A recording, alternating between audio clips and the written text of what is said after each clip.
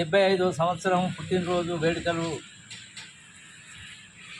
ఉమ్మడి ఆంధ్రప్రదేశ్లో, తెలంగాణలో 2 రాష్ట్రాలలో కూడా ఆయన పుట్టినరోజు వేడుకలు జరుపుకుంటా ఉన్నాము.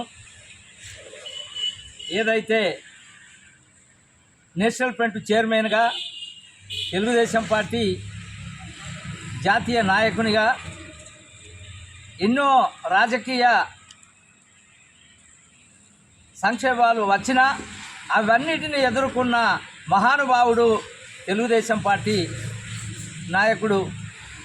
ఆనాడు ఎన్టీ రామారావు పార్టీ పెట్టి ఆ పార్టీ రథసారథిగా ఉండి ఆనాడు జరిగినటువంటి కొన్ని అనివార్య కారణాల వల్ల పార్టీని చేతిలోకి తీసుకొని ఈరోజు పార్టీని తన ఒక భుజం మీద వేసుకొని పార్టీని ముందుకు తీసుకుపోయి ఎన్ని కష్టాలు వచ్చినా కూడా తెలుగు ప్రజలు నా వాళ్ళు చివరికి వారి కోసము నా ప్రాణం పోయేంత వరకు కూడా నేను తెలుగు ప్రజలకు పనిచేస్తానని చెప్పినటువంటి మహానుభావుడు ఈరోజు ఆయన మన ఆంధ్రప్రదేశ్లో పుట్టడం చాలా గర్వకారణము.